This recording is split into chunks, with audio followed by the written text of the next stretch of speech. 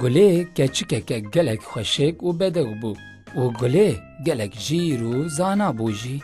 Her çi bihata serê gulê wê dersek jê derdixist. Îşev dîsa gulê weke her carî çû ser nivînê xwe û kete xewê û xewneke gelek xweş dît. Gulê dît ku kevokeke spî li asîmana difire. Kevokeke gelek xweşik bû, çavên wê şîn bûn, nikulê wê sor bûn. Kevoka me dema ku li asîmanan difire gelekî tî dibe û xwe berdide devê çem ku avê vexwe. Çend caran nikulê xwe li avê dixe û vedixwe. Lê di wê demê de dengê hewar hewara yekî dibîze. Li derdora xwe dinêre ku mêrûyek di nava avê de dike hewar hewar û dike bifetise.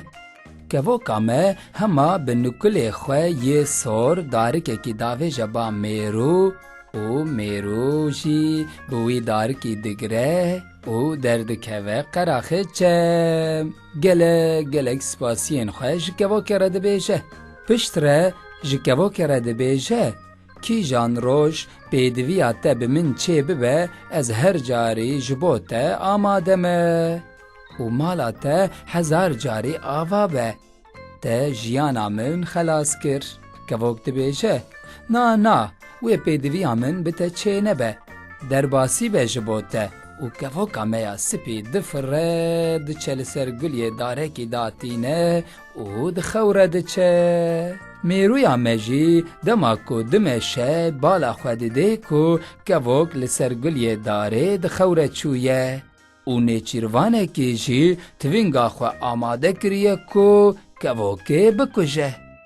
Mêrû hema dilezîne û diçe lingê nêçîrvan gez dike û nêçîrvan dike qarewar.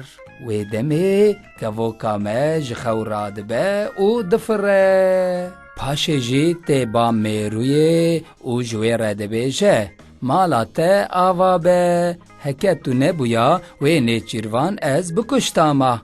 Her du bi hev re dikenin û bi kêfxweşiyê her yek bi rêya xwe de dimeşe û diçe. Di vê navberê de gulê ji xewra dibe, xewna xwe tîne ber çavê xwe û difikire. Rast e. Divê mirov her car başiyê bike da ku mirov başiyê bibîne. Çîroka me çû diyara, rihmel dê û bavê hazir û guhdaran, ji xeynî mişkê qulê dîwaran.